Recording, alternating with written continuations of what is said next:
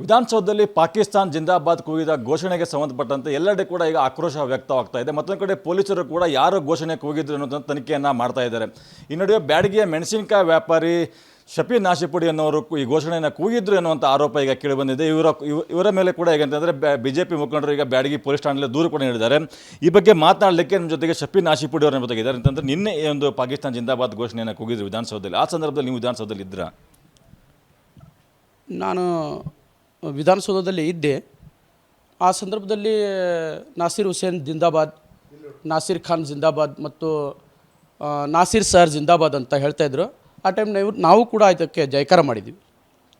ಅಂದರೆ ಈಗ B J ಪಿಯವರು ಆರೋಪ ಮಾಡ್ತಾ ಇದ್ದಾರೆ ಅಂತಂದರೆ ಶಫೀನ್ ನಾಶಿಪುಡಿ ಅವರು ಆ ಸಂದರ್ಭದಲ್ಲಿ ಅಲ್ಲೇ ಇದ್ದರು, ಅವರೇ ಪಾಕಿಸ್ತಾನ್ ಜಿಂದಾಬಾದ್ ಅಂತ ಘೋಷಣೆಯನ್ನು ಕೂಗಿದ್ರು ಅಂತೇಳಿ ಪೊಲೀಸರು ಕೂಡ ದೂರನ್ನು ಕೊಟ್ಟಿದ್ದಾರೆ. ಇಲ್ಲ, ಆರೋಪ ಇದು ಸುಳ್ಳು ಇದೆ. ಈ ಥರ ನಾನೇನು ಕೂಗಿಲ್ಲ. ಈ ಥರ ನಾನು ಯಾಕೆ ಕೂಗಬೇಕು? ಅದು ತನಿಖೆ ಆಗಲಿ. ಅದು ತನಿಖೆ ಆಗಿ ಅದನ್ನು ಯಾರು ಕೂಗಿದ್ದಾರೆ ಅವ್ರನ್ನ ನೀವು ಅದನ್ನು ಇದನ್ನು ತೊಗೊಳ್ರಿ. ನಾನು ಕೂಡ ನಿಮ್ಮ ಜೊತೆಗಿದ್ದೇನೆ.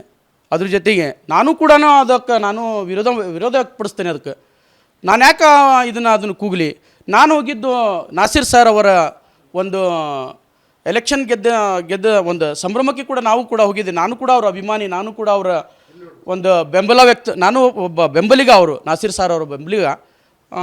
ನಾನು ಆ ಥರ ನಾನು ಕೇಳೂ ಇಲ್ಲ, ನಾನು ಕೂಗಿ ಇಲ್ಲ. ಆಮೇಲೆ ನಾನು ನಾಸಿರ್ ಖಾನ್ ಜಿಂದಾಬಾದ್, ನಾಸಿರ್ ಸಾರ್ ಜಿಂದಾಬಾದ್, ನಾಸಿರ್ ಹುಸೇನ್ ಜಿಂದಾಬಾದ್ ಅಂತ ಮಾತ್ರ ಕೇಳಿದ್ದೀನಿ ಕಿವಿಯಿಂದ. ಅದಕ್ಕೆ ಮಾತ್ರ ಜಯಕಾರ ಕೊಟ್ಟಿದ್ದೀನಿ.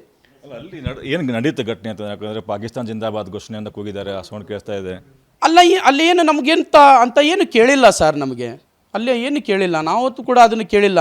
ಕೇಳಿದರೆ ನಾವು ಕೂಡ ಅಲ್ಲಿ ಅವ್ರನ್ನ ಒದ್ದು ಯಾರು ಇದು ಮಾಡಿದ್ದಾರೆ ಬೋಸಡಿ ಮಕ್ಕಳಿಗೆ ಒದ್ದು ಇದು ಮಾಡ್ತಿದ್ವಿ ನಾವು ಕೂಡ. ನೀವೇ ಘೋಷಣೆ ಕೂಗಿದ್ರು ಅಂತೇಳಿ ನಿಮ್ಮ ವಿರುದ್ಧ ದೂರನ್ನು ಕೊಟ್ಟಿದ್ದಾರೆ. ಈಗ ನನಗೆ ಬೇಡದವರು ಬೇಕಾದನ್ನು ಆಪಾದ ಕೊಡ್ಬೋದು. ನಾನಂತರೂ ಕೂಗಿಲ್ಲ.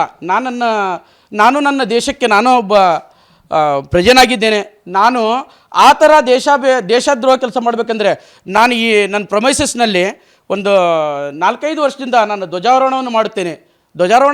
ನಾನು ಆಗಸ್ಟ್ 15ರಂದು ಮತ್ತು ಜನವರಿ 26ರಂದು ಗಣರಾಜ್ಯೋತ್ಸವ ದಿನದಂದು ಕೂಡ ಎಲ್ಲ ಧರ್ಮದವ್ರನ್ನ ಕರೆದುಕೊಂಡು ಎಲ್ಲ ಇಲ್ಲಿ ಇರುವಂಥ ಕೂಲಿ ಕಾರ್ಮಿಕರು, ಹಮಾಲರು ಕೂಡ ಕರೆಸಿಕೊಂಡು ನಾನು ಧ್ವಜಾರೋಹಣ ಮಾಡಿಸ್ತೇನೆ. ಆ ದಿವಸ ನಾನು ಹಬ್ಬದಕ್ಕಿಂತನೂ ಜಾಸ್ತಿ ನನ್ನ ಹಬ್ಬ, ನಮ್ಮ ಧರ್ಮದ ರಂಜಾನ್ ಹಬ್ಬ, ಬಕ್ರೀದ್ ಹಬ್ಬಕ್ಕಿಂತನೂ ಜಾಸ್ತಿ ಆಚರಣೆ ಮಾಡುತ್ತೇನೆ. ಊಟದ ವ್ಯವಸ್ಥೆ ಮಾಡಿಸ್ತೇನೆ, ಎಲ್ಲ ಮಾಡಿಸ್ತೇನೆ. ನಾನು ಯಾಕೆ ಅದನ್ನು ಮಾಡಲಿ? ದೇಶದ ಕೂಗನ ನಾನು ಈ ಘಟನೆಗೆ ಸಂಬಂಧಪಟ್ಟಂಗೆ ಈಗಾಗಲೇ ಪೊಲೀಸರ ಜೊತೆಗೆ ಮಾಹಿತಿ ತಗೊಂಡ್ರೆ ಮಾತಾಡಿದರೆ ಪೊಲೀಸರು ಸಂಪರ್ಕ ಮಾಡಿದ್ರು ಸರ್.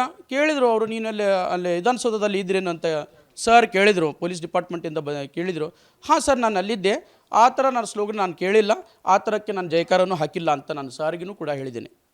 ಶಫೀನ್ ನಾಶಿಪುಡಿ ಹೇಳ್ತಕ್ಕಂಥದ್ದು, ನಾನು ನಿನ್ನೆ ವಿಧಾನಸೌಧದಲ್ಲಿದ್ದೆ, ಆದರೆ ನಾನು ಪಾಕಿಸ್ತಾನ್ ಜಿಂದಾಬಾದ್ ಅಂತ ಕೂಗಿಲ್ಲ, ಅಲ್ಲಿ ನಾಸಿರ್ ಸಾಬ್ ಜಿಂದಾಬಾದ್ ಅಂತ ಕೂಗ್ತಾ ಇದ್ರು. ಈ ಪ್ರಕರಣಕ್ಕೆ ಸಂಬಂಧಪಟ್ಟಂತೆ ಪೊಲೀಸರು ಕೂಡ ನನ್ನ ಜೊತೆ ನನ್ನಿಂದ ಮಾಹಿತಿಯನ್ನು ಕಲೆ ಹಾಕಿದ್ದಾರೆ ಅಂತ ಮಾಹಿತಿಯನ್ನು ಹೇಳ್ತಾ ಇರುವಂಥದ್ದು. ಕ್ಯಾಮರಾಮನ್ ಮಂಜುನಾಥ್ ಜೊತೆ ಸುರೇಶ್ ನಾಯಕ್, ವಿಸ್ತಾರ ನ್ಯೂಸ್, ಹಾವೇರಿ. ಅನುಕ್ಷಣದ ಸುದ್ದಿಗಳಿಗಾಗಿ ವಿಸ್ತಾರ ನ್ಯೂಸ್ ಯೂಟ್ಯೂಬ್ ಚಾನೆಲ್ ಸಬ್ಸ್ಕ್ರೈಬ್ ಮಾಡಿ.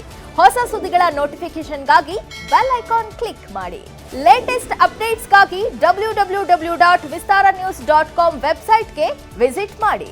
ಅಂಗೈಯಲ್ಲೇ ಜಗತ್ತಿನ ಸುದ್ದಿ ತಿಳಿಯಲು ವಿಸ್ತಾರ ನ್ಯೂಸ್ ಕನ್ನಡ ಆಪ್ ಡೌನ್ಲೋಡ್ ಮಾಡಿ.